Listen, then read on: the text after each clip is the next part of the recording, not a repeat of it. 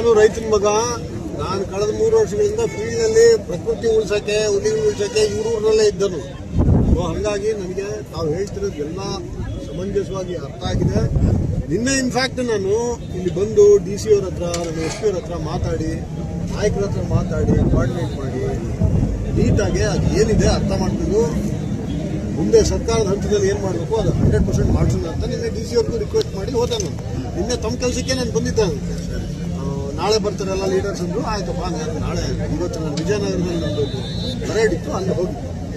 ನಾನು ಹೇಳ್ತಾ ಇರೋದು ಇಷ್ಟೇ, ತಾವು ಹೇಳ್ತಾ ಇರೋ ಇಶ್ಯೂಸ್ ಎಲ್ಲ ಸಮಂಜಸ ಇದೆ. ಓಕೆ, ಬೇರೆ ಬೇರೆ ಹಂತದಲ್ಲಿ ನಿರ್ಣಯಗಳಾಗಬೇಕಾಗುತ್ತೆ. ಬಟ್ ನೀವು ಆಡಳಿತದ ಮೇಲೆ ಭರವಸೆ ಇಡಿ. 100% ನಾವು ಸರ್ಕಾರ ನಿಮ್ಮ ಪರವಾಗಿದ್ದೀವಿ. ಅರ್ಥ ಆಯ್ತಲ್ಲ? ಯಾವುದೇ ಕಾರಣಕ್ಕೆ ರೈತರನ್ನ ಬಿಟ್ಟು ಯಾರು ಉಳಿಯಕ್ಕೆ ಸಾಧ್ಯ? ಓಕೆ, ಸೊ 100% ನಾವಾಗಲಿ, ನಮ್ಮ ಎಂಟೈರ್ ಟೀಮ್ ಆಗಲಿ, DC ಅವರಾಗಲಿ, ಅವ್ರ ಟೀಮ್ ಆಗಲಿ, ನಾವು ಖಚಿತವಾಗಿ ನಿಮ್ಮೊಂದಿಗೆ ಇದ್ದೀವಿ. ತಾವು ಏನು ಹೇಳ್ತಾ ಇದ್ದೀರಾ ವರ್ಷನ್ಸು, ಅದನ್ನು ನಾವು ಸರ್ಕಾರದ ಮುಂದೆ ಇಡ್ತೀವಿ. ತಾವು ಈಗ ಹಿರಿಯರಿದ್ದೀರಾ, ತಾವು ಹೇಳಿದ್ರಿ ಹೈಯೆಸ್ಟ್ ಲೆವೆಲಲ್ಲಿ ರೆಪ್ರೆಸೆಂಟೇಷನ್ 100% ನಾವು ಕೋಆಪರೇಟ್ ಮಾಡ್ತೀವಿ. ನಾನು ಈಗ ನಮ್ಮ ರಾಜ್ಯದ ಮುಖ್ಯಸ್ಥರು, ಪೊಲೀಸ್ ಪಡೆಯ ಮುಖ್ಯಸ್ಥರು ಸಲೀಂ ಸಾಹೇಬ್ರು, DG ಸಾಹೇಬ್ರಿಗೆ ಮಾತಾಡಿದೆ. ಹೌದು, ಅವ್ರಿಗೆ ಮಾತಾಡಿ, ಸರ್ ಈ ಥರ ಫಾರ್ಮರ್ಸ್ ಒಂದು ಇಶ್ಯೂ ಇದ್ದಂಗಿದೆ, ನಾನು ಡೀಟೇಲ್ ಆಗಿ ಒಂದು ರಿಪೋರ್ಟ್ ಕಳಿಸ್ತೀನಿ ಸರ್ ಅಂತ ನಮ್ಮ ಹತ್ರ ಮಾತಾಡೋಕ್ಕಿಂತ ಮುಂಚೆ ಗೇಟಿಂದಾನೇ ಮಾತಾಡಿ ಸಾಹೇಬ್ರಿಗೆ ನೀವು ಆಲ್ರೆಡಿ ಹೇಳಿದ್ದೀನಿ. ಸರ್ ಇದು ಒಂದು ವಿವರವಾಗಿ ಅರ್ಥ ಮಾಡ್ಕೊಂಡು ಒಂದು ರಿಪೋರ್ಟ್ ಕಳಿಸ್ತೀನಿ, ಇದು ಅಪ್ರಾಪ್ರಿಯೇಟ್ ಲೆವೆಲಲ್ಲಿ ತಾವು ಸರ್ಕಾರದ ಮುಂದೆ ಪ್ರಸ್ತಾಪ ಮಾಡಬೇಕು ಅಂತ ನಾನು ರಿಕ್ವೆಸ್ಟ್ ಮಾಡಿದ್ದೆ. ತಮ್ಮ ಪರವಾಗಿ ಆಲ್ರೆಡಿ ನಾನು ಹೈಯೆಸ್ಟ್ ಲೆವೆಲ್ ನಮ್ಮ DG ಸಾಹೇಬ್ರಿಗೆ ಈಗ ತಮ್ಗೆ ಹಿಂಗೆ ತೋರಿಸ್ತೀನಿ ನೋಡಿ, ಸೀಕ್ವೆನ್ಸೇ ತೋರಿಸ್ತೀನಿ. ಈಗ ನಾವು ಎಷ್ಟು ಸೀರಿಯಸ್ ಇದೀವಿ ಅಂತ ನೋಡಿ. ಸಲೀಂ ಸಾಹೇಬ್ರಿಗೆ ಈಗ 2 ನಿಮಿಷದ ಕೆಳಗೆ ನಾನು ಓಕೆ, ನಾನು ಇಷ್ಟೇ ಹೇಳಿದೆ, ಫಾರ್ಮರ್ಸ್ ಇಶ್ಯೂಸ್ನಲ್ಲಿ ಉದ್ವೇಗಗಳು ಆಗೋಗುತ್ತೆ, ಎಮೋಷನ್ಸ್ ಆಗೋಗುತ್ತೆ. ನಾನು ಈ ಹಿಂದೆ ಬೆಂಗಳೂರಿನಲ್ಲಿದ್ದಾಗಲೂ ಈ ಶಾಶ್ವತ ನೀರಾವರಿ ಪರಿಹಾರಕ್ಕೋಸ್ಕರ 5-6 ಜಿಲ್ಲೆಯಿಂದ ಬರೋರು. ಮುಂಚೆ ಎಲ್ಲ ಸುಮ್ಮನೆ ಆರ್ಗ್ಯುಮೆಂಟ್ಗಳಾಗ್ತಿತ್ತು. ನಾನು ಹೇಳ್ತಿದ್ದೆ, ನಾನೇ ನಿಮ್ಮ ಜೊತೆ ಕುತ್ಕೊಂತೀನಪ್ಪ ಸಾಲ್ವ್ ಆಗೋದಾದ್ರೆ. ಈಗ ಇದು ಬಹಳ ಸೀರಿಯಸ್ ಇಶ್ಯೂ.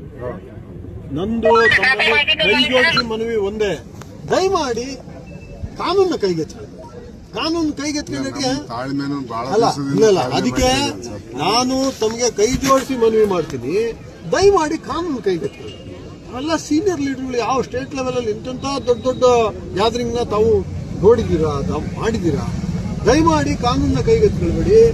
100% ಸಿಸ್ಟಮ್ಮು ಏನೆಲ್ಲ ಮಾಡ್ಲಿಕ್ಕೆ ಸಾಧ್ಯ ನಾವು ರೈತರ ಪರವಾಗಿ ಸರ್ಕಾರದ ಗಮನಕ್ಕೆ ತಂದು, ಸರ್ಕಾರದಲ್ಲಿ ನಾವು ನಿಮ್ಮ ಪರವಾಗಿ ನಾವು ನಿಮ್ಮ ಧ್ವನಿನ ನಾವು ಸರ್ಕಾರಕ್ಕೆ ಮುಟ್ಟಿಸ್ತೀವಿ.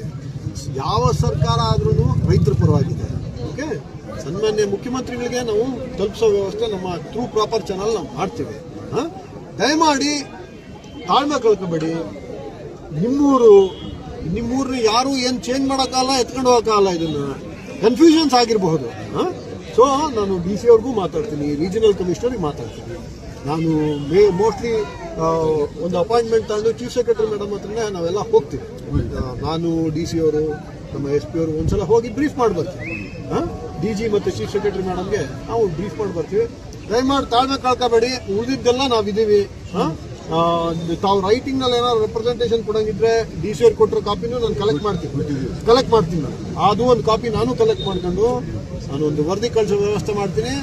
ಏನೇ ಇದ್ರು ನಮ್ಮ SP ಇದ್ದಾರೆ, 100% ನಿಮ್ಮ ಪರವಾಗಿದ್ದೀವಿ ನಾವು. ದಯಮಾಡಿ ತಾಳ್ಮೆ ಇಟ್ಕೊಳ್ಳಿ.